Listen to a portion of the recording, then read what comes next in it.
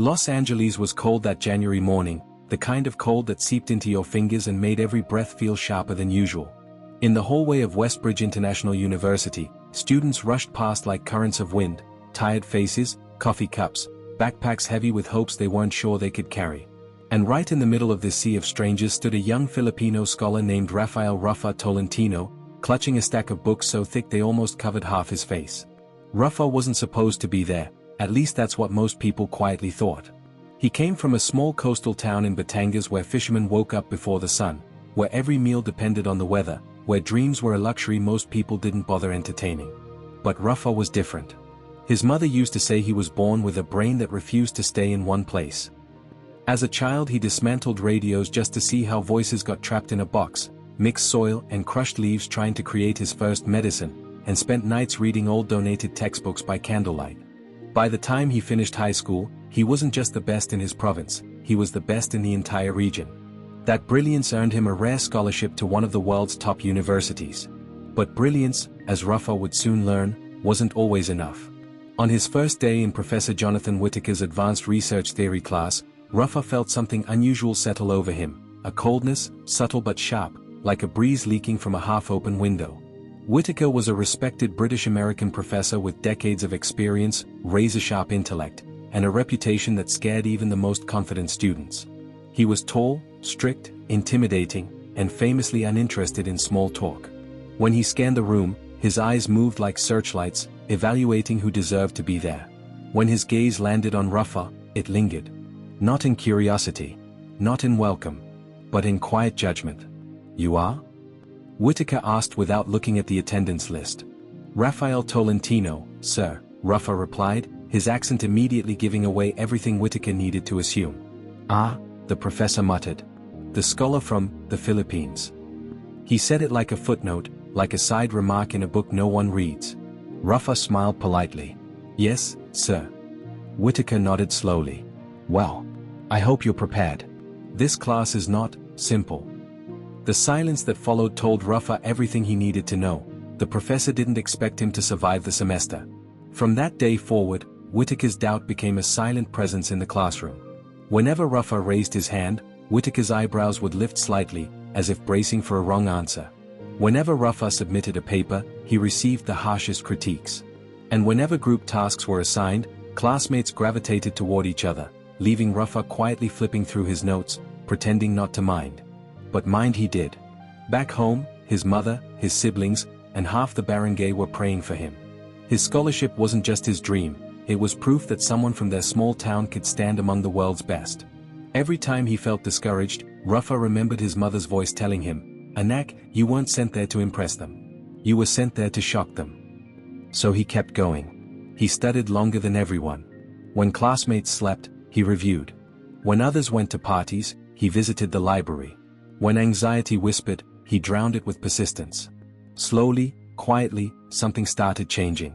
His ideas became sharper. His experiments became cleaner. His arguments became stronger. The professor, however, remained unmoved. Midterms came like a storm. Rafa walked into the exam room expecting chaos, and he wasn't wrong. Students were panicking, flipping papers as if the answers would escape. Whitaker walked between the rows silently, occasionally peering over shoulders, but when he passed Rafa, he stopped. "You look calm, Mr. Tolentino," Whitaker said. "I studied hard, sir," Rafa replied. The professor walked away, the doubt still hanging in the air. When the results came out, Rafa wasn't at the bottom, but he wasn't at the top either. His score was good, better than the class average, but far from enough to silence the whispers that he didn't belong. Whitaker glanced at him during the next lecture and said, "Not bad. But not impressive." Something inside Rafa cracked that day. Not enough to break him, just enough to awaken him. From that moment on, he changed his entire approach. He didn't just study, he strategized. He stopped memorizing and started understanding. He stopped hiding and started participating. He sat closer to the front, asked sharper questions, challenged theories respectfully, and even corrected a few mathematical models that the professor overlooked. Some classmates began noticing. Others were annoyed. Whitaker remained unreadable. But behind that unreadable mask, a conflict had begun. One evening, long after everyone left the lab, Whitaker walked in to see Rafa still there, surrounded by drafts, charts, and a half-eaten pandesal sandwich. "Still here?" the professor asked. "Yes, sir. I'm trying to improve my final research paper." "Why?" Whitaker asked bluntly. "You've already passed the midterms." Rafa looked up, eyes tired but determined. "Sir, passing isn't my goal." Whitaker paused. It was the first honest expression Rafa had seen on his face since the semester began. The weeks that followed were brutal. The final exam was rumored to be Whitaker's toughest yet, a monster of logic, data interpretation, and theoretical arguments. Students whispered about previous years, tears, panic attacks, blank pages handed in. Rafa felt his stomach twist every time he thought of it. The night before the exam, he didn't sleep. Not because he was scared, but because he wasn't willing to lose after coming this far.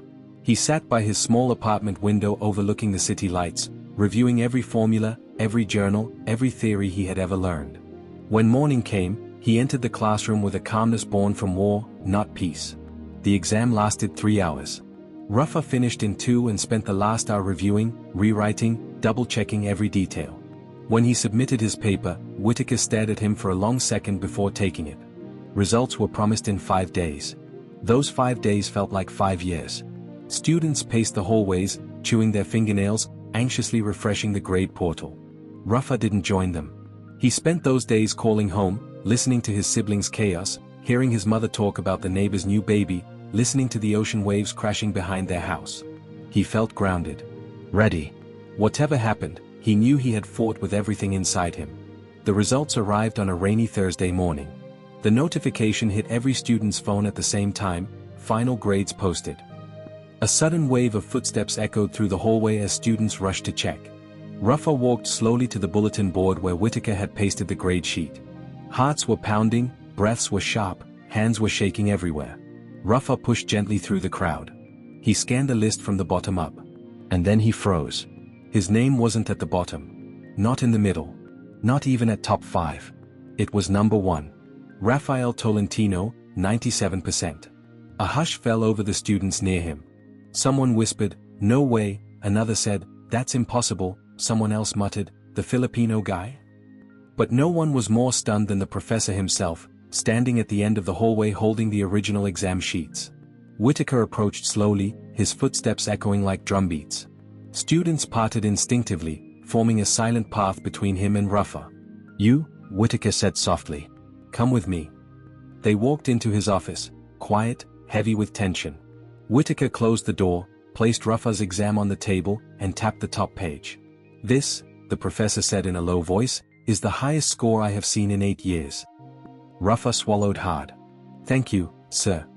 Whitaker sat, removed his glasses, and looked at him, truly looked at him, for the first time. "I doubted you," he admitted. "From the moment you walked into my class, I assumed you would struggle. I assumed you were unprepared. I assumed your background." He paused, searching for the right words. "I assumed too much." Rafa stayed silent, giving him space to finish. "And you proved me wrong," Whitaker continued. "Not slightly. Not barely. Completely." The professor's voice softened, almost ashamed. "Mr. Tolentino, you're not just good. You're exceptional." For the first time, the doubt disappeared from Whitaker's eyes, replaced by something Rafa had prayed to see one day: respect. The professor stood up and extended his hand. "I would be honored," he said, "if you would join my research team next semester. Paid position. Full access to advanced labs.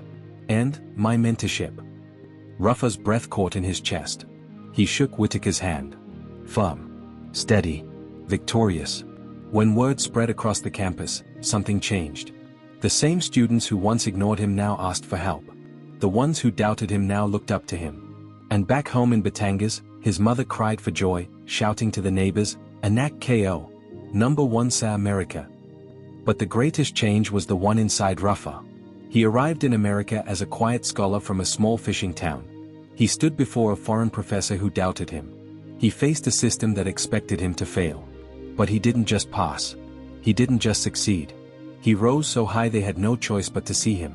In the end, Rafa learned something powerful, not about intelligence, not about pride, but about purpose. The world may doubt you. People may underestimate you. But excellence has a voice loud enough to silence every doubt. And when the final exam results arrived, That voice echoed across the campus, across the ocean, and straight into the hearts of everyone who ever believed in him. He wasn't just a scholar. He was proof. Proof that greatness has no nationality. Proof that talent can rise from anywhere. Proof that no one, not even the most respected professor, has the right to limit what a Filipino can achieve. And that, as the professor later told his colleagues, was the lesson he never expected to learn from the quiet student standing in the back row on the first day. Months later, Rafael stood on a small hill overlooking his hometown in Batangas, the wind carrying the smell of the ocean he grew up beside. He had returned not as a struggling student, but as a scholar whose name was now whispered in foreign academic circles. His mother walked beside him, proud in a way words couldn't describe. Rafa's phone buzzed, a message from Professor Whitaker. "Your latest findings were published today. Brilliant work, as always. I'm lucky to be your mentor." Rafa smiled, tucked the phone away, and looked at the children running barefoot on the sand.